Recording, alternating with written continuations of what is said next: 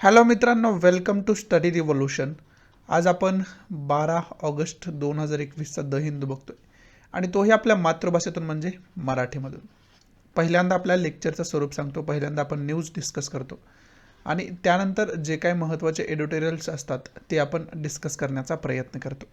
चला तर मग स्टार्ट करूया. 12 ऑगस्टचा द हिंदू आपल्याला काय सांगतोय बघू. पहिल्या न्यूजपासून डिस्कस करण्यास सुरुवात करूया. So let start.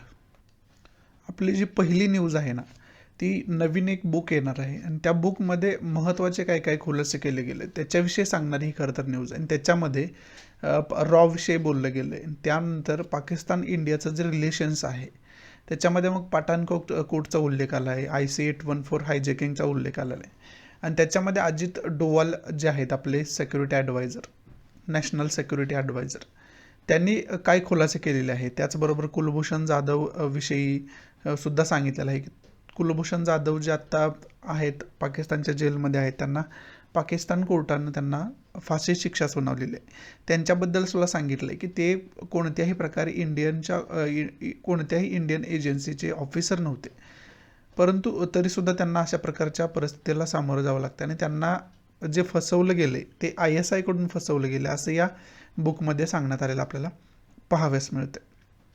ISIने एक ट्रॅप लावला होता आणि त्याच्यामध्ये कुलभूषण जाधव यांची शिकार करण्यात आलेली आहे असं कुठंतरी त्यांना त्याच्यामध्ये बोलायचं होतं. आणि त्याचबरोबर पठाणकोटविषयी बोलताना ते असं म्हणतायत की काही पोलीस ऑफिसर जे इंडियन पोलीस ऑफिसर जे आहेत ते करप्ट असल्यामुळं पठाणकोट हल्ल्याला आपल्याला सामोरं जावं लागलं असं सुद्धा त्यांनी त्या बुकमध्ये स्टेटमेंट दिलेलं आपल्याला पाहाव्यास मिळते. त्याच्यासाठी खरं तर ही न्यूज आपल्याला महत्त्वाची होऊन बसते.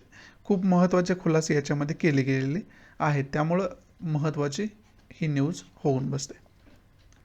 पुढची न्यूज आहे ती हिमाचल प्रदेशशी रिलेटेड असलेली न्यूज आहे.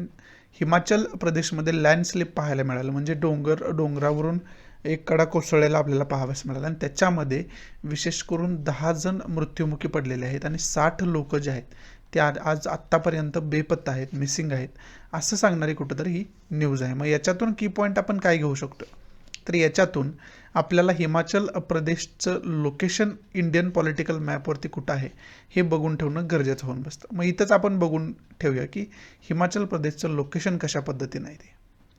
हा आपण इंडियन पॉलिटिकल मॅप बघू शकतोय आणि त्या मॅपचा जर विचार केला आपण तर तिथं हिमाचल प्रदेश आपल्याला या ठिकाणी पाहाव्यास मिळतं.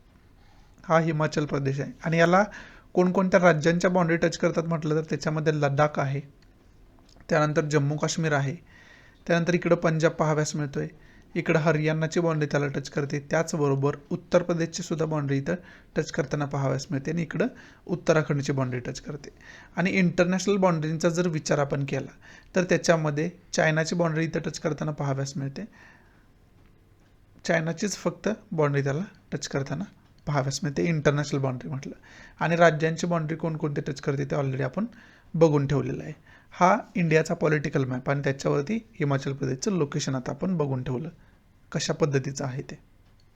पुढची न्यूज आहे इंडस्ट्रीशी रिलेटेड. खऱ्या अर्थानं पुढची न्यूज आहे ही, जर न्यूज आपण बघितलं तर ती इंडस्ट्रीशी रिलेटेड असणारी न्यूज आहे. कारण नरेंद्र मोदींनी त्यांच्या स्पीचमध्ये असं बोललं गेलं की इंडस्ट्रीला डेव्हलप करायचं, इंडस्ट्रीनं जर डेव्हलप व्हायचं झालं, इंडस्ट्रीयल सेक्टर आपला डेव्हलप करायचं झाला तर इंडस्ट्रीयल सेक्टरनी सुद्धा नवीन जे रिस्क्स आहेत ते नवीन रिस्क्स घ्यायला पाहिजे आधुनिक समाजातील, तरच त्याच्यामध्ये प्रगती होऊ शकते. रिस्क न घेता इंडस्ट्रीयल सेक्टरमध्ये प्रगती होऊ शकत नाही असं त्यांच्याकडून बोललं गेलं. आणि त्याच्यामध्ये विशेष करून रिसर्च आणि डेव्हलपमेंटमध्ये इंडस्ट्रीनी आपलं भाग्य आजमावायला पाहिजे, कार्य करायला पाहिजे असं सुद्धा त्यांच्याकडून बोललं गेलेलं आपल्याला पाहाव्यास मिळालं. आणि इंडस्ट्रीयल सेक्टरमध्ये जोपर्यंत प्रगती होत नाही, खूप मोठ्या प्रमाणात प्रगती होत नाही ना, तोपर्यंत आपण आत्मनिर्भर भारत होऊ शकत नाही असं सुद्धा यांच्याकडून बोललं गेलेलं आपल्याला पाहाव्यास मिळालं. मग त्याच्यामुळे इथं मेन की पॉईंट याचा येतो इंडस्ट्रीयल सेक्टर. मग इंडस्ट्रीयल सेक्टरमध्ये कोणत्या महत्त्वाच्या सेक्टरमध्ये आजपर्यंत आपण प्रगती केलेली आहे, कोणता महत्त्वाचा इंडस्ट्रीयल सेक्टर आत्ता इम्पॉर्टंट म्हणजे महत्त्व त्याला जास्त दिलं जातं, त्याच्याविषयी डिटेल इन्फॉर्मेशन आपल्याला असणं कुठंतरी गरजेचं आहे आणि एकूणच इंडस्ट्रीयल सेक्टर इंडियाचा कशा पद्धतीचा आहे त्याच्याविषयी डिटेल इन्फॉर्मेशन आपल्याला असणं कुठंतरी गरजेचं आहे. त्याच्यासाठी ही न्यूज आपल्याला महत्त्वाची होती. पुढची न्यूज आहे युनियन हेल्थ मिनिस्ट्रीशी रिलेटेड असणारी ही न्यूज आहे आणि याच्यामध्ये पहिल्यांदा युनियन हेल्थ मिनिस्ट्रीनं हे ॲक्सेप्ट केलं आहे की काही डेथ ज्या आहेत ते ऑक्सिजन न मिळाल्यामुळं कोविड-19ची जी दुसरी लाट चालू होती ना त्याच्यामध्ये झालेले आपल्याला पाहाव्यास मिळालेत असं त्यांनी कबूल केलेलं आपल्याला पाहाव्यास मिळते आणि त्याच्यासाठी खरं तर ही न्यूज इम्पॉर्टंट होती. पुढची न्यूज आहे काझीरंगा नॅशनल पार्क्स रिलेटेड असणारी ही न्यूज आहे आणि त्याच्यामध्ये विशेष करून काझीरंगा नॅशनल पार्क्समधील जे ऑफिशियल्स आहेत जे कर्मचारी आहेत ना त्यांना सॅटेलाईट फोन देण्यात आलेले आहेत. जवळजवळ 10 सॅटेलाईट फोन तिथं देण्यात आलेले आपल्याला पाहाव्यास मिळते आणि देशातला हा पहिला नॅशनल पार्क आहे की जिथं सॅटेलाईट फोनची सुविधा आता तयार केलेली गव्हर्नमेंटकडून आपल्याला पाहाव्यास मिळते आणि विशेष करून शिकारी ज्या बेकायदेशीर शिकार होतात ना तिथं त्या रोखण्यासाठी हे खूप महत्त्वाचं पाऊल आपल्याला पाहाव्यास मिळत असताना आपल्याला या न्यूजमध्ये आपण बघू शकतो. त्याच्यामुळं याच्यातून पहिला की पॉईंट आपण काय घेऊ शकतो महत्त्वाचा, काझीरंगा नॅशनल पार्कचं लोकेशन कुठं आहे याची डिटेल इन्फॉर्मेशन आपल्याला असायला पाहिजे. हा पहिला की पॉईंट आपला. दुसरा की पॉईंट काय तर काझीरंगा नॅशनल पार्क हा कशासाठी ओळखला जातो याच्यासाठी डिटेल इन्फॉर्मेशन काझीरंगाची आपल्याला असायला पाहिजे. कोणते महत्त्वाचे प्राणी तिथे आढळतात याचीसुद्धा डिटेल इन्फॉर्मेशन आपल्याला असायला पाहिजे. आता काझीरंगाचं लोकेशन आपण मॅपच्या माध्यमातून बघून घेऊया की इंडियामध्ये काझीरंगा नॅशनल पार्कचं लोकेशन कशा पद्धतीने आहे ते व्यवस्थितरित्या बघून घेऊयात. इथं आपण मॅपच्या माध्यमातून बघू शकतो की काझीरंगा नॅशनल पार्कचं लोकेशन जे आहे ते आसाममध्ये असलेलं आपल्याला पाहाव्यास मिळते. विशेष करून ब्रह्मपुत्रा रिव्हर जे आहे त्या ब्रह्मपुत्रा रिव्हरच्या किनारी हे लोकेशन असताना आपल्याला पाहाव्यास मिळते. हे आसाममध्ये काझीरंगा नॅशनल पार्क आणि त्याच्याविषयी सुद्धा बाकी जी डिटेल इन्फॉर्मेशन मी तुम्हाला सांगितली ना ती सुद्धा डिटेल इन्फॉर्मेशन आपण बघून ठेवणं गरजेचं होऊन बसतं या न्यूजच्या अंतर्गत. पुढची जी इथं छोटीशी न्यूज आपल्याला पाहाव्यास मिळते ना ती राजस्थानशी रिलेटेड न्यूज आहे. राजस्थानमध्ये एका खाणीमध्ये जवळजवळ 7 कामगार जे होते त्यांचा मृत्यू झालेला आपल्याला पाहाव्यास मिळतोय. खाण कोलॅप्स झाल्यामुळं अचानक खाणीचं एका ढिगाऱ्यामध्ये रूपांतर झाल्यामुळं म्हणजेच काय झालं तर ते खाणीमध्ये म्हणजे खाली जमिनीमध्ये जो रस्ता करून खाली मायनिंग करण्याचं काम केलं जातं जमिनीमध्ये. विशेष करून त्याच्यामध्ये खोदकाम करण्याचं कार्य केलं जातं, उत्खनन करण्याचं कार्य केलं जातं विशेष धातू मिळवण्यासाठी आणि त्याच्यामध्ये हे इल्लीगल असल्यामुळं कोणत्याही सेफ्टीच्या सुविधा तिथं नसल्यामुळं तिथं अशा प्रकारच्या प्रकाराला सामोरं जावं लागलं. आणि विशेष करून ही खाण कॉर्ड्स मिळवण्यासाठी केली जात होती. कॉर्ड्स जे आहे QUARTZ याच्याविषयी ही खाण केली जाते. ही न्यूज आपल्यासाठी अजिबात इम्पॉर्टंट नाही आहे परंतु याच्यामध्ये कॉर्ड्सविषयी बोललं जाते. मग ते काय आहे त्याचं उत्खनन कशा प्रकारे केलं जातं आणि त्याचबरोबर हे कॉर्ड्स देशामध्ये कुठं कुठं सापडतं याची डिटेल इन्फॉर्मेशन आपण काढून ठेवणं गरजेचं होऊन बसतं. फिजिकल जॉग्राफीच्या दृष्टीतून हे महत्त्वाचं होऊन बसतं. विशेष करून उत्खनन करून कोणकोणते खनिजे मिळवले जातात त्याच्यासाठी हे खरं तर इम्पॉर्टंट होऊन बसतं. त्यामुळे याची डिटेल इन्फॉर्मेशन तुम्हाला असणं गरजेचं आहे. त्याच्यासाठी ही न्यूज मी तुम्हाला सांगण्याचा प्रयत्न केला आहे. पुढची न्यूज आहे मेघदातू प्रोजेक्टविषयी बोलणारी न्यूज असलेली आपल्याला पाहाव्यास मिळते. आणि विशेष करून तामिळनाडू गव्हर्नमेंटनं विशेष करून हा मुद्दा काय तर कावेरी रिव्हरवरती मेघदातू प्रोजेक्ट आहे आणि त्याला तामिळनाडूचा विरोध आहे कारण तो कर्नाटक गव्हर्नमेंटचा प्रोजेक्ट आहे आणि त्याला तामिळनाडू वारंवार विरोध करताना पाहाव्यास मिळते. आणि त्यांचा मॅटर नॅशनल ग्रीन ट्रायब्युनल्समध्ये सुरू होता परंतु नॅशनल ग्रीन ट्रायब्युनल्सनं मेघदातू प्रोजेक्ट जो आहे तो योग्य आहे म्हणून तो मॅटर क्लोज केलेला आपल्याला पाहाव्यास मिळाला होता. त्यामुळं आता त्या नॅशनल ग्रीन ट्रायब्युनलच्या डिसिजनवरती नाखुश होऊन तामिळनाडू गव्हर्नमेंटनं सुप्रीम कोर्टामध्ये धाव घेतलेली आहे आणि असं सांगितलं आहे त्यांच्या पिटिशनमध्ये की नॅशनल ग्रीन ट्रायब्युनल्समध्ये त्यांना त्यांची साईड मांडण्यासाठी संधी न देता ही केस क्लोज केली गेली असं त्या तामिळनाडूकडून बोललं जाताना आपल्याला पाहाव्यास मिळते. आणि विशेष करून मग आता या न्यूजमधून आपल्याला की पॉईंट काय घ्यायचे आहेत. पहिला तर की पॉईंट आहे कावेरी रिव्हर कावेरी रिव्हरवरती जो मेघदत्तू प्रोजेक्ट आहे त्याच्याविषयी डिटेल इन्फॉर्मेशन आपल्याला पाहिजे. त्याचं लोकेशन वगैरे आपण व्यवस्थितरित्या बघून ठेवणं गरजेचं होऊन बसतं या न्यूजच्या अंतर्गत. ही पहिली गोष्ट. आणि दुसरी गोष्ट काय आहे तर नॅशनल ग्रीन ट्रायब्युनल्सविषयी डिटेल इन्फॉर्मेशन आपल्याला असायला पाहिजे या न्यूजच्या अंतर्गत. आता मग मेघदत्तू प्रोजेक्टचं लोकेशन वगैरे व्यवस्थित आपण बघून घेऊया इंटरनेटच्या माध्यमातून. या मॅपवरती आपण बघू शकतोय कावेरीचं लोकेशन आणि मेघदत्तू प्रोजेक्ट कशा पद्धतीने आहे. ही कावेरी रिव्हर आपल्याला पाहाव्यास मिळते आणि कावेरी रिव्हरवरती इथं आपल्याला मेघदत्तू प्रोजेक्ट आपल्याला इथं पाहाव्यास मिळतोय. आणि हे आहे कर्नाटक राज्य आणि इकडं आहे तामिळनाडू राज्य. आणि या दोघांमध्ये वाद चालू आहे तो हा प्रोजेक्टवरून जो मेघदत्तू प्रोजेक्ट आहे. हा प्रोजेक्ट आणखी प्रपोज्ड आहे परंतु याच्यावरून दोघांमध्ये खूप मोठ्या प्रमाणात वाद चालू असलेला आपल्याला पाहाव्यास मिळतो. आणि त्याच वादाविषयी त्या न्यूजमध्ये सांगितलेलं आपल्याला पाहाव्यास मिळते. कर्नाटक गव्हर्नमेंट आणि तामिळनाडूमध्ये याच्यावरून वाद चालू आहे. हा कोणत्या रिव्हरवरती आहे तर हा कावेरी रिव्हरवरती असणारा प्रोजेक्ट आहे. हे सुद्धा तितकंच महत्त्वाचं आहे. त्यामुळे कावेरी रिव्हरविषयी सुद्धा डिटेल इन्फॉर्मेशन आपल्याला असणं गरजेचं आहे या न्यूजच्या अंतर्गत.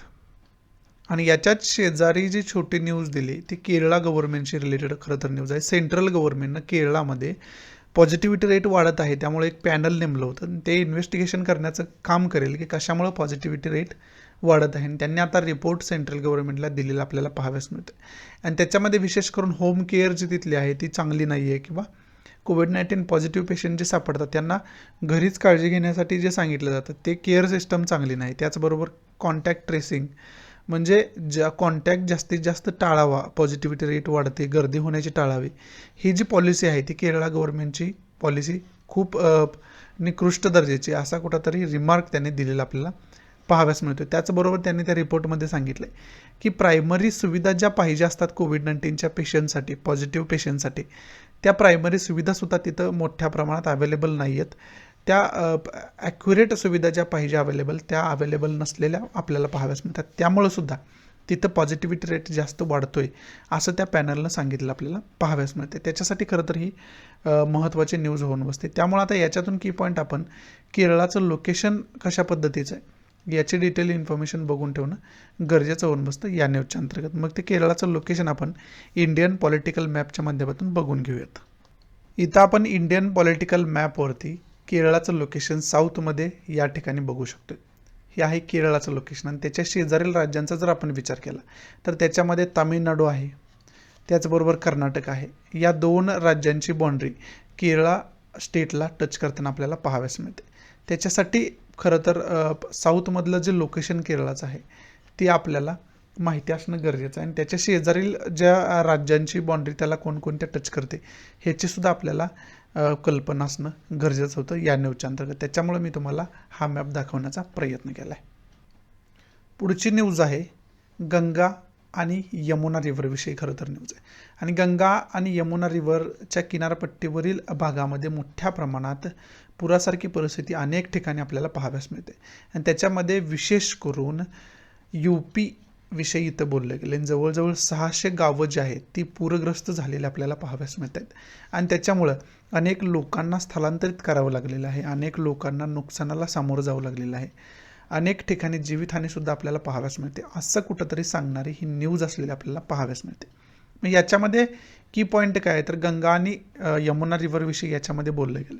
मग आता गंगा आणि यमुना रिव्हरचा मॅप व्यवस्थितरित्या बघून ठेवणं आपल्याला गरजेचं होऊन बसतं या न्यूजच्या अंतर्गत. हा पहिला की पॉईंट. आणि दुसरा की पॉईंट काय तर उत्तर प्रदेशचं लोकेशन इंडियन पॉलिटिकल मॅपच्या माध्यमातून व्यवस्थितरित्या बघून ठेवणं गरजेचं होऊन बसतं. मग या दोन्ही इन्फॉर्मेशन आपण मॅपच्याद्वारे पडताळून बघण्याचा प्रयत्न करूयात. इथं आपण मॅपच्याद्वारे रिव्हरचं लोकेशन वगैरे व्यवस्थितरित्या बघून ठेवू शकतो. याच्यामध्ये विशेष करून ही जी रिव्हर आहे जी उत्तराखंडमध्ये उगम पावते ती रिव्हर आहे गंगा रिव्हर. गंगोत्री या ठिकाणी उगम पावताना आपल्याला पाहाव्यास मिळते. आणि त्यानंतर इकडची जी रिव्हर ही आपल्याला पाहाव्यास मिळते ती आहे यमुना रिव्हर, जी नंतर जाऊन अलाहाबादमध्ये कोणाला जाऊन मिळते तर गंगेलाच जाऊन मिळताना आपल्याला पाहाव्यास मिळते. या दोन रिव्हरविषयी खरं तर या न्यूजमध्ये बोललं जाताना आपल्याला पाहाव्यास मिळते. या दोन रिव्हरवरती मोठ्या प्रमाणावरती पुरासारखी परिस्थिती निर्माण झाली असं या न्यूजमध्ये सांगितलं आपल्याला पाहाव्यास मिळते. त्यामुळं खरं तर हे लोकेशन आपल्याला माहिती असणं गरजेचं होतं. मग आता यमुना रिव्हरच्या उपनद्या जर बघितलं तर त्याच्यामध्ये बेटवा रिव्हर आहे, त्यानंतर चंबळ रिव्हर आहे. या 2 महत्त्वाच्या यमुनेच्या उपनद्या असलेल्या आपल्याला पाहाव्यास मिळतात. त्यानंतर गंगेच्या उपनद्या कोणकोणत्या आहेत तर उत्तरेकडून येणाऱ्या उपनद्या वेगळ्या आहेत आणि दक्षिणेकडून येणाऱ्या उपनद्या वेगळ्या आहेत. मग गंगेच्या दक्षिणेकडून येऊन मिळणाऱ्या उपनद्या कोणत्या आहेत तर त्याच्यामध्ये तामसा आहे आणि सोन आहे. या 2 महत्त्वाच्या रिव्हर आहेत दक्षिणेकडून येणाऱ्या. इकडं हुगळीसुद्धा आपल्याला पाहाव्यास मिळते. आणि उत्तरेकडून येणारे रिव्हर कोणकोणते आहेत तर त्याच्यामध्ये गोमती आहे, घागरा आहे, गंडक आहे, कोसी आहे. या महत्त्वाच्या रिव्हर उत्तरेकडून येणारे आपल्याला पाहाव्यास मिळतात, गंगेला येऊन मिळणारे आपल्याला पाहाव्यास मिळतात. त्यामुळे आता मॅप व्यवस्थितरित्या समजावून आपण घेतला की गंगेचा आणि यमुनेचा मॅप कशा पद्धतीने आहे, त्याच्या उपनद्या कशा पद्धतीने येऊन त्याला मिळतात हे सुद्धा आपण बघून घेतलं. आता यूपीचं लोकेशन व्यवस्थितरित्या पॉलिटिकल मॅपवरती बघून घेऊयात कशा पद्धतीने यूपीचं लोकेशन ते. या मॅपवरती आपण उत्तर प्रदेशचं लोकेशन या ठिकाणी बघू शकतो. आणि त्याला जर इंटरनॅशनल बाउंड्री कोणत्या टच करतात म्हटलं तर त्याला नेपाळची इंटरनॅशनल बाउंड्री आपल्याला टच करताना पाहाव्यास मिळते. इथं नेपाळ आहे, नेपाळची बाउंड्री त्याला टच करताना आपल्याला पाहाव्यास मिळते इंटरनॅशनल बाउंड्री म्हणून. बाकी राज्यांच्या बाउंड्री बघितल्या तर त्याच्यामध्ये उत्तराखंडची बाउंड्री टच करते, त्यानंतर इकडं दिल्लीची बाउंड्री त्याला टच करताना पाहाव्यास मिळते, हरियाणाची बाउंड्री त्याला टच करते, राजस्थानची बाउंड्री त्याला टच करते उत्तर प्रदेशला, मध्य प्रदेशची बाउंड्री त्याला टच करताना पाहाव्यास मिळते. त्याचबरोबर इकडे छत्तीसगडची सुद्धा बाउंड्री त्याला टच करते, झारखंडची बाउंड्री आणि बिहारची बाउंड्री या महत्त्वाच्या राज्यांची बाउंड्री त्याला टच करताना आपण बघू शकतोय. पुढची जी न्यूज आहे ना ती 127व्या घटनादुरुस्तीचं जे बिल होतं ना ते 127व्या घटनादुरुस्तीचं बिल दोन्ही सभागृहामध्ये पास झालेलं आपल्याला पाहाव्यास मिळालं. अगोदर लोकसभेमध्ये पास झालं होतं, आता राज्यसभेमध्ये सुद्धा ते बहुमतानं पारित झालेलं आपल्याला पाहाव्यास मिळते. आता पुढं ते राष्ट्रपतींच्या सहमतीसाठी पाठवलं जाईल आणि तीच सांगणारी खरं तर ही न्यूज असलेली आपल्याला पाहाव्यास मिळते. मग 127वी घटनादुरुस्ती बिल काय आहे, त्याच्यामध्ये महत्त्वाच्या तरतुदी काय आहेत याच्याविषयी डिटेल इन्फॉर्मेशन देणार मी लेक्चर ऑलरेडी बनवून ठेवलेलं आहे. डिस्क्रिप्शन बॉक्समध्ये करंट बेस्ड इश्यू म्हणून मी प्लेलिस्ट दिलेली आहे, त्या प्लेलिस्टमध्ये ते लेक्चर तुम्हाला पाहाव्यास मिळेल. ते लेक्चर टोटल बघून घ्या. त्याच्यामध्ये एकाच ठिकाणी मी सर्व थोडक्यात अगदी इन्फॉर्मेशन मी तुम्हाला 127वी घटनादुरुस्ती काय असेल याची सांगण्याचा प्रयत्न केला आहे. त्यामुळे तिथे एकाच ठिकाणी तुम्हाला डिटेल इन्फॉर्मेशन या बिलाची मिळून जाईल आणि तोच खरं तर या न्यूजच्या अंतर्गत आपला की पॉईंट होऊ शकतो. त्याच्यासाठी मी ऑलरेडी लेक्चर त्याच्यावरती बनवून ठेवलेलं आहे, ते लेक्चर बघून घ्या. पुढची न्यूज जी आहे ना ती सुद्धा याच बिलावरती भाष्य करणारी न्यूज आहे, परंतु याच्यामध्ये विशेष करून मंडल आयोगाचा उल्लेख आलेला पाहाव्यास मिळतो. त्यामुळे मंडल आयोगाविषयी डिटेल इन्फॉर्मेशन आपल्याला असायला पाहिजे. हा आयोग कधी नेमला गेला होता, याचा उद्देश काय होता, याची डिटेल इन्फॉर्मेशन आपल्याला असायला पाहिजे. हा की पॉईंट आपण या न्यूजच्या अंतर्गत घेऊ शकतोय. पुढची जी पहिली न्यूज आहे ते सुप्रीम कोर्टाशी रिलेटेड आहे. सुप्रीम कोर्टानं स्टेट गव्हर्नमेंट आणि सेंट्रल गव्हर्नमेंटला 8 आठवड्यांचा कालावधी दिलेला आहे. कशासाठी तर जे कंझ्युमर डिस्प्यूट रिड्रेसल मेकॅनिझम्स जे आहे, जे कंझ्युमर डिस्प्यूट रिड्रेसल कमिशन आहे त्याच्यामध्ये ज्या वॅकन्सीज आहेत, जागा रिक्त आहेत, त्या लवकरात लवकर भराव्यात असा मनसुबा सुप्रीम कोर्टात असलेला आपल्याला पाहाव्यास मिळतो.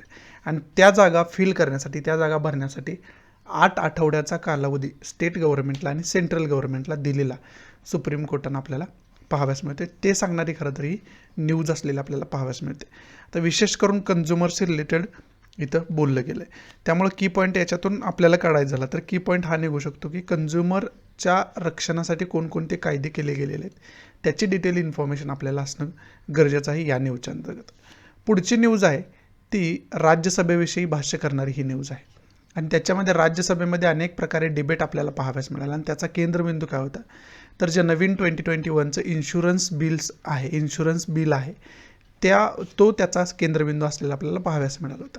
त्यामुळे याच्यामध्ये की पॉईंट आपण काय घेऊ शकतो तर इन्शुरन्स बिल हे अगोदर पण मी तुम्हाला सांगितले, जे 2021चं इन्शुरन्स बिल आहे ना त्याच्याविषयी डिटेल इन्फॉर्मेशन आपल्याला असायला पाहिजे. त्याच्यामध्ये काय काय तरतुदी केल्या गेल्यात त्याची डिटेल इन्फॉर्मेशन आपल्याला असायला पाहिजे या न्यूजच्या अंतर्गत. पुढची न्यूज आहे अफगाणिस्तानशी रिलेटेड असणारी ही न्यूज आहे आणि अफगाणिस्तानमध्ये तालिबानचं वर्चस्व जे आहे ते वाढत चाललेलं आपल्याला पाहाव्यास मिळते आणि अफगाणिस्तानची राजधानी काबूल, त्या काबूलवरती येत्या 90 दिवसामध्ये तालिबान स्वतःचं वर्चस्व प्रस्थापित करल असं USA इंटेलिजन्सनी, अमेरिका इंटेलिजन्सनी सांगितलेलं आपल्याला पाहाव्यास मिळते. त्याच्यासाठी खरं तर ही इम्पॉर्टंट न्यूज आहे. मग याच्यामधून की पॉईंट काय निघू शकतो, तर पहिला की पॉईंट अफगाणिस्तानचं लोकेशन मॅपवरती व्यवस्थितरित्या बघून ठेवणं गरजेचं आहे, हा पहिला की पॉईंट. दुसरा की पॉईंट, इंडिया अफगाणिस्तान रिलेशनशिप कशा पद्धतीचं आहे याची डिटेल इन्फॉर्मेशन आपल्याला असायला पाहिजे, तो सुद्धा की पॉईंट याच्यातून निघू शकतोय. हे 2 की पॉईंट आपण व्यवस्थितरित्या अभ्यास करून ठेवणं गरजेचं आहे. आता अफगाणिस्तानचं लोकेशन इंडियापासून नेमकं कशा पद्धतीचं आहे हे मॅपच्याद्वारे आपण बघण्याचा प्रयत्न करूयात. या मॅपच्या माध्यमातून आपण बघू शकतोय की अफगाणिस्तानचं लोकेशन इंडियापासून कुठं आहे. इथं आपला इंडिया आहे आणि इथून या साईडला आपण बघू शकतोय इथं अफगाणिस्तान आहे. हे आहे अफगाणिस्तानचं लोकेशन. आणि अफगाणिस्तानच्या शेजारील कंट्रींचा जर आपण विचार केला ना, तर त्याच्यामध्ये इंडिया ही शेजारील कंट्री आहे, पाकिस्तान त्याच्या शेजारील कंट्री आहे, त्यानंतर चायना आहे, इकडं ताजिकिस्तान आहे, इकडं उझबेकिस्तान आहे, इथं तुर्कमेनिस्तान आहे, इथं इराण आहे. या महत्त्वाच्या शेजारील कंट्रीज अफगाणिस्तानच्या मानल्या जातात. ते बाउंड्री लाईन टच करणारे कंट्री आपण आहेत असं म्हणू शकतो. समजतंय तुम्हाला? त्याचबरोबर इकडं पर्शियन गुल्फ आहे. पर्शियन गुल्फसुद्धा जास्त न्यूजमध्ये होता, त्याच्यावरती आर्टिकलसुद्धा एक आपण डिस्कस करण्याचा प्रयत्न केला होता. द हिंदूलाच आर्टिकल त्याच्यावरती आलं होतं, ते सुद्धा आपण व्यवस्थितरित्या मॅपच्या माध्यमातून समजावून घेतलं होतं. त्यानंतर इकडं तुम्ही गेला तर इकडं रेड सी आहे, इकडं गुल्फ ऑफ ॲडन आहे, इथं जो भाग आहे तो गुल्फ ऑफ ओमान म्हणून ओळखला जातो. समजतंय तुम्हाला? त्यामुळं हे सुद्धा आपल्याला इतर लोकेशन जे शेजारील आहे इथलं इंडियापासून महत्त्वाचं असणार ते सुद्धा आपल्याला माहिती असणं कुठंतरी गरजेचं होऊन बसतं. त्यामुळे ते सुद्धा मी तुम्हाला इथं दाखवण्याचा प्रयत्न केला आहे. पुढची न्यूज आहे ती न्यूज आहे USAचे प्रेसिडेंट जो बायडन यांच्याविषयी न्यूज आहे. आणि डिसेंबरमध्ये विशेष करून 9-10 डिसेंबरला डेमोक्रेसी समिट होस्ट करतील जो बायडन, जे USAचे प्रेसिडेंट आहेत ते. आणि त्याच्यामध्ये विशेष करून ह्युमन राईटला जास्त महत्त्व दिलं जाईल. ह्युमन राईटचा आपण कशा पद्धतीने जास्त रिस्पेक्ट करू शकतो याच्यावरती चर्चा होईल. त्याचबरोबर करप्शन, भ्रष्टाचार आणि टेररिस्ट ॲक्टिव्हिटी, आतंकवादी कारवाया यांच्या विरोधात आपण कसं एकत्रित येऊन लढू शकतो याच्याविषयीसुद्धा चर्चा होईल असं आपल्याला पाहाव्यास मिळतं, असं सूत्रांकडून सांगितलेलं पाहाव्यास मिळतं. आणि त्याच्याशी रिलेटेड खरं तर ही न्यूज आहे. मग याच्यातून की पॉईंट आपण काय घेऊ शकतो, तर पहिला इंटरनॅशनल रिलेशनच्या दृष्टीतून इंडिया USA रिलेशनशिप कशा पद्धतीचं आहे याचे डिटेल इन्फॉर्मेशन आपल्याला असणं गरजेचं आहे, पहिला की पॉईंट. आणि दुसरा की पॉईंट ऑब्वियस आहे, USAचं लोकेशन इंडियापासून कशा पद्धतीचं आहे ते लोकेशन आपण बघून ठेवणं गरजेचं होऊन बसतं. मग ते लोकेशन आपण व्यवस्थितरित्या बघून घेऊया. परंतु तिसरा, त्याच्या अगोदर पॉईंट सांगतो, तिसरा की पॉईंट काय निघू शकतो, तर डेमोक्रेसी काय आहे त्याचे डेफिनेशन आपल्या घटनेमध्ये कशा पद्धतीनं दिलेले आहे त्याची इन्फॉर्मेशन आपल्याला असायला पाहिजे. कारण इथं डेमोक्रेसीविषयी केंद्रबिंदू डेमोक्रेसी आहे या न्यूजचा. त्यामुळे डेमोक्रेसीविषयी घटनेमध्ये आपल्या काय तरतूद आहे आणि एकंदरीत डेमोक्रेसीची फिलॉसॉफी काय याची डिटेल इन्फॉर्मेशन तुम्हाला असायला पाहिजे. आता आपण USAचं लोकेशन बघूया इंडियापासून कशा पद्धतीचं आहे ते. इथं आपण मॅपच्या माध्यमातून बघू शकतो की कशा पद्धतीनं लोकेशन आहे. इथं आपल्याला इंडिया आपला पाहाव्यास मिळतो. या ठिकाणावरून इकडं आपण वेस्टला गेलो तर इकडं आपल्याला USAचं लोकेशन असताना आपल्याला पाहाव्यास मिळते. त्यामुळं हे जे लोकेशन आहे हे इंडियापासून कशा पद्धतीने हे बघण्यासाठी आपल्याला मॅप खरं तर बघणं गरजेचं होतं. म्हणून तुम्हाला मी मॅप दाखवला आणि शेजारील ठिकाणं महत्त्वाची USAच्या बघितली. तर त्याच्यामध्ये इकडं वरती कॅनडा आपल्याला पाहाव्यास मिळते, इकडं मेक्सिको आपल्याला पाहाव्यास मिळते आणि त्यानंतर इकडं गुल्फ ऑफ मेक्सिको आहे, इकडं कॅरेबियन सी आपल्याला पाहाव्यास मिळते, छोटीशी कंट्री क्युबा पाहाव्यास मिळते, इथं पोर्टोरिको पाहाव्यास मिळतोय, त्यानंतर निकारागुआ इथं आहे आणि इकडं जो पार्ट आहे तो साऊथ अमेरिकेचा पार्ट असलेला आपल्याला पाहाव्यास मिळतो. आणि इकडं नॉर्थ अटलांटिक ओशन आहे आणि इकडं साऊथ अटलांटिक ओशन असताना आपल्याला पाहाव्यास मिळतं. आणि इथून इकडे इंडियाचं लोकेशन हे ऑलरेडी मी तुम्हाला सांगून ठेवलेलं आहे. समजते तुम्हाला? इथं आपल्या न्यूज समाप्त होत आहेत. आता आर्टिकल्स, एडिटोरियल्स महत्त्वाचे कोणकोणते आहेत ते आपण डिस्कस करण्यास सुरुवात करूया. जे कोणते महत्त्वाचे आहेत आर्टिकल्स आपल्याला वाटत आहेत ते आपण डिस्कस करण्याचा प्रयत्न करूयात. जे पहिलं आर्टिकल आहे त्याच्यामध्ये विशेष करून तामिळनाडू गव्हर्नमेंटविषयी बोललं गेलं आहे. तामिळनाडू गव्हर्नमेंट जे तामिळनाडू स्टेट आहे त्याच्याविषयी खरं तर बोललं गेलं आहे आणि एका स्टेटविषयी ही खरं तर इन्फॉर्मेशन आहे. त्याच्यासाठी आपल्याला हे काही एवढं इम्पॉर्टंट नाही, परंतु लॉकडाऊन पडल्यामुळं, कोविड-19 सिच्युएशन झाल्यामुळं तामिळनाडू आता भविष्यामध्ये त्याची अर्थव्यवस्था तो स्टेट कशी सुधारणार आहे आणि पुन्हा एकदा ट्रॅकवरती कशा पद्धतीने येणार आहे याचा उहापोह करणार हे आर्टिकल. आणि त्याचबरोबर तिथली पॉलिटिकल सिच्युएशनसुद्धा सांगण्याचा प्रयत्न या आर्टिकलमध्ये केलेला आपल्याला पाहाव्यास मिळतं. त्याच्यासाठी सुद्धा हे इम्पॉर्टंट होऊन बसतं. आणि बाकी याच्यामध्ये फॅक्च्युअल इन्फॉर्मेशन अशी काही सांगितलेली नाही. त्यामुळे याच्यातून की पॉईंट आपण काय घेऊ शकतो, तर तामिळनाडूचं लोकेशन वगैरे व्यवस्थितरित्या बघून ठेवणं गरजेचं आहे. त्याचबरोबर दुसरा की पॉईंट काय, तर तामिळनाडूचा पॉलिटिकल मॅप तर बघणारच आहोत, त्याचबरोबर फिजिकल मॅपसुद्धा बघणं गरजेचं आहे. तिथं महत्त्वाच्या रिव्हर्स कोणकोणते आहेत याचीसुद्धा डिटेल इन्फॉर्मेशन आपल्याला असणं गरजेचं होऊन बसतं या आर्टिकलच्या अंतर्गत.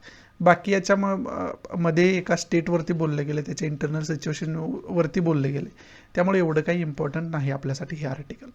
पुढचं जे छोटंसं आर्टिकल आहे ते स्कूलविषयी बोलणारं आर्टिकल आहे. कोविड-19मुळं स्कूल बंद असताना आपल्याला पाहाव्यास मिळतात आणि त्यामुळं पुन्हा एकदा स्कूल कसा आपण सुरुवात करू शकतो याच्यावरती सुद्धा वारंवार डिबेट, याच्यावरती सुद्धा वारंवार टीका टिप्पणी अनेक क्षेत्रातून होताना आपल्याला वारंवार पाहाव्यास मिळते.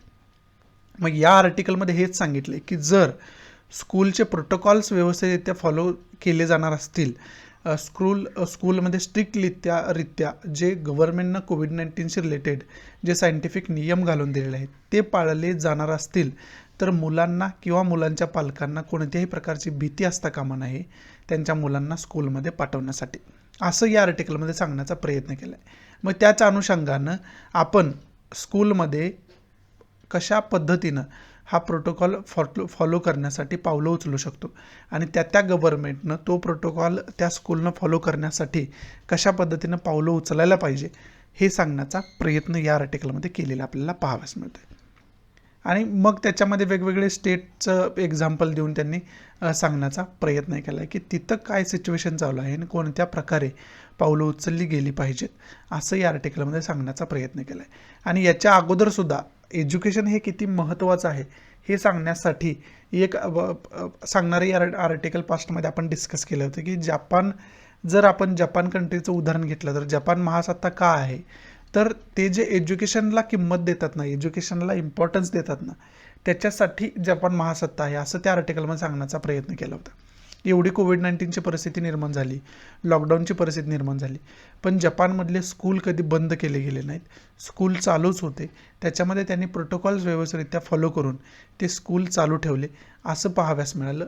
तसं त्या आर्टिकलमध्ये समजावून सांगितलं होतं. आणि अशाच पद्धतीनं या आर्टिकलमध्ये सुद्धा एज्युकेशनचं महत्त्व सांगण्याचा प्रयत्न केला आहे की कशा पद्धतीनं आपण एज्युकेशन सुरुवात करू शकतो आणि व्यवस्थितरित्या कोविड-19चे नॉर्म्स अँड कंडिशन्स फॉलो केले तर व्यवस्थितरित्या एज्युकेशन आपण चालू करू शकतो, स्कूल्स चालू करू शकतो असं या आर्टिकलमध्ये सांगण्याचा प्रयत्न केला आहे. त्याच्यासाठी खरं तर हे आर्टिकल आपल्यासाठी महत्त्वाचं होतं. पुढचं महत्त्वाचं आर्टिकल कोणतं आहे ते बघूयात. पुढचं हे आर्टिकल जे आहे ते टोटल वॅक्सिनेशनशी रिलेटेड आर्टिकल आहे आणि वॅक्सिनेशन करणं हाच एक कोविड-19मधून बाहेर निघण्याचा पर्याय आहे असं या आर्टिकलमध्ये सांगण्याचा प्रयत्न केला आहे. जे की रोजच अशा प्रकारचे वॅक्सिनेशनशी रिलेटेड आर्टिकल्स येतात, त्यामुळे ते डिस्कस करण्याची आपल्याला डिटेलमध्ये जाऊन गरज नाही. पुढचं आहे पोस्ट ग्रॅज्युएशन एज्युकेशन जे मेडिकल क्षेत्रामधलं आहे त्याच्याविषयी भाष्य करणारे आर्टिकल आहे. त्याच्यामुळे हे सुद्धा आपल्यासाठी एवढं काही इम्पॉर्टंट नाही. सिलेबसमध्ये कोणत्याही पॉईंटला हे व्यवस्थितरित्या मॅच होताना आपल्याला पाहाव्यास मिळत नाही, त्यामुळे आपल्याला हे विशेष म्हणजे डिटेलमध्ये अभ्यासण्याची काही गरज वाटत नाही. त्यामुळे हे आर्टिकल बघण्यात काय अर्थ नाही. पुढचं जे विशेष करून हे आर्टिकल आहे ना, त्या आर्टिकलमध्ये विशेष करून ओडिसाचा पार्ट हॉकी टीममध्ये कशा पद्धतीने होता आणि ओडिसा त्याच्यामध्ये काय कॉन्ट्रीब्युशन करत आहे ते सांगण्याचा याच्यामध्ये प्रयत्न केला आहे.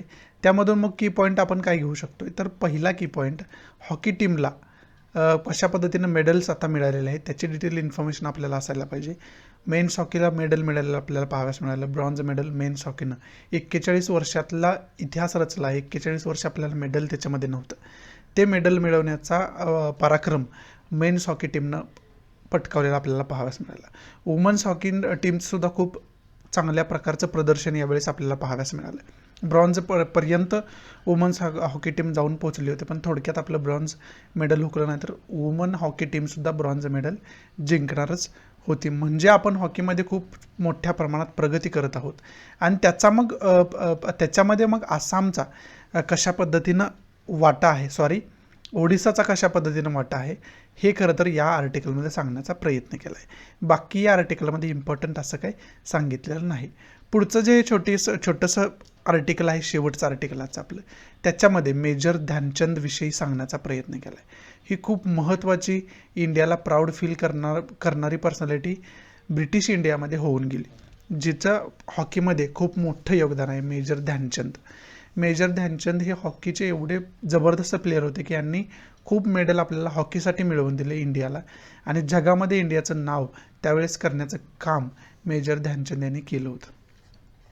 आणि विशेष करून त्यामुळं मेजर ध्यानचंद यांना भारतरत्न देण्याची सुद्धा मागणी अनेक वेळा झालेली आहे, परंतु आत्तापर्यंत गव्हर्नमेंटकडून त्यांना भारतरत्न दिला गेला नाही.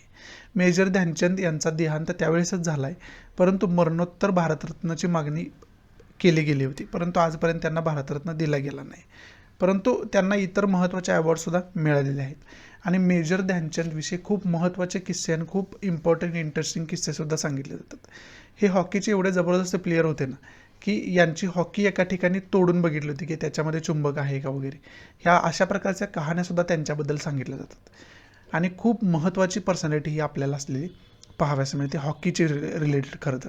त्यामुळं त्यांच्यावरती हे आर्टिकल आलेलं आपल्याला पाहाव्यास मिळते. पण हॉकीमध्ये ऑलिम्पिकमध्ये भारताचं नाव करून सुद्धा या पर्सनॅलिटीच्या जे मेजर ध्यानचंद आहेत हे पहिल्यांदा तर खरं तर मिलिटरीमध्ये काम करत होते, आणि मिलिटरीच्या माध्यमातूनच, आपल्या फोर्सच्या माध्यमातूनच त्यांचं हॉकीमध्ये सिलेक्शन झालं होतं हॉकी खेळण्यासाठी, ऑलिम्पिकसाठी विशेष करून.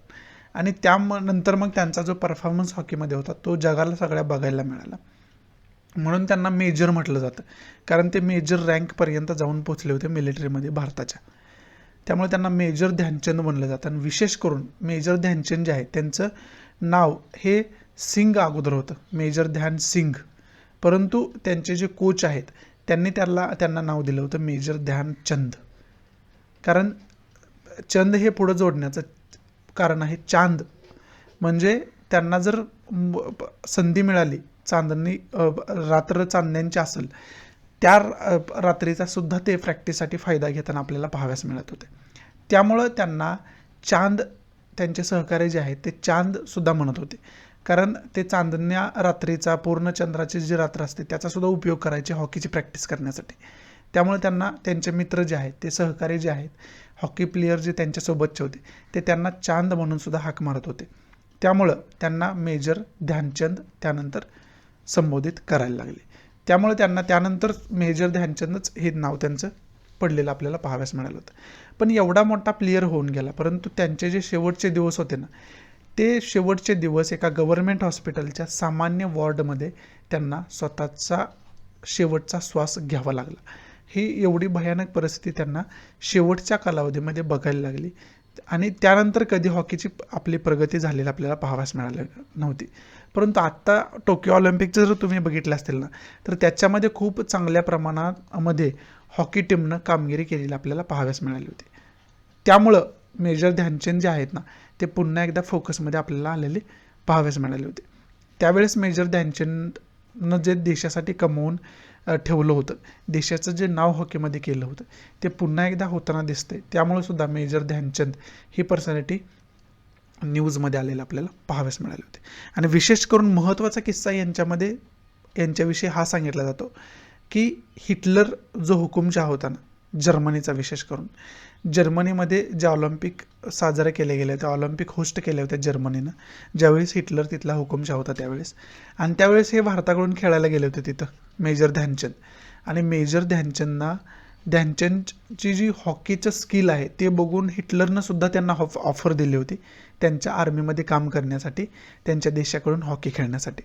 त्यामुळं खरं तर ही इम्पॉर्टंट पर्सनॅलिटी होऊन बसते. आणि त्यावेळेस मेजर ध्यानचंद यांनी स्वाभिमानानं सांगितलं होतं की माझ्या देशावरती प्रेम आहे आणि मी फक्त भारतासाठी हॉकी खेळीन, अशा प्रकारचं वक्तव्य त्यांनी हिटलरला सुद्धा केलं होतं. त्यामुळं सुद्धा ही पर्सनॅलिटी खूप महत्त्वाची मानली जाते. परंतु आजपर्यंत त्यांना भारतरत्न दिला गेला नाही. एवढ्या महान पर्सनॅलिटीला भारतरत्न द्यायला पाहिजे अशी सुद्धा मागणी वारंवार होताना आपल्याला पाहाव्यास मिळते. मग या आर्टिकल्समधून की पॉईंट काय घेऊ शकतो आपण? पहिला की पॉईंट, मेजर ध्यानचंदविषयी थोडक्यात इन्फॉर्मेशन आपल्याला असायला पाहिजे, पहिला की पॉईंट. दुसरा की पॉईंट काय, तर भारतरत्नाची मागणी यांना केली जाते, वारंवार दिला जावा म्हणून. त्यामुळं भारतरत्न अवॉर्ड कशा पद्धतीचा, त्याचं स्वरूप कशा पद्धतीचं आहे, तो कधीपासून सुरुवात झाली, याची डिटेल इन्फॉर्मेशन आपल्याला असणं गरजेचं आहे या आर्टिकलच्या अंतर्गत. समजतंय तुम्हाला? एवढंच या आर्टिकलमध्ये इम्पॉर्टंट होतं. इथं आपले आजचे महत्त्वाचे आर्टिकल्स, एडिटोरियल्स जे होते ते समाप्त होत आहेत आणि आजचा द हिंदूसुद्धा इथं आज समाप्त होतोय. आशा आहे की मी तुम्हाला चांगल्या पद्धतीनं आजचा द हिंदू आपल्या मातृभाषेतून म्हणजे मराठीमधून समजावून सांगू शकलो असेल. जर आवडत असेल तर प्लीज लाईक करा, नसेल तर डिसलाईक करा. आणि डिसलाईक का केलं हे कमेंट बॉक्समध्ये नक्की सांगा, जेणेकरून तुमच्या इन्स्ट्रक्शननुसार त्याच्यामध्ये मी इम्प्रोव्हायझेशन करू शकेन. आणि प्लीज जास्तीत जास्त आपल्या मराठी विद्यार्थ्यांना हे शेअर करा, जेणेकरून सर्व मराठी विद्यार्थ्यांना याचा फायदा होऊ शकेल. So thanks for watching. या नोटवरती मी तुमची रजा घेतो. भेटूया आपण उद्याच्या द हिंदूच्या लेक्चरमध्ये. तोपर्यंत गुड बाय, टेक केअर, जय हिंद.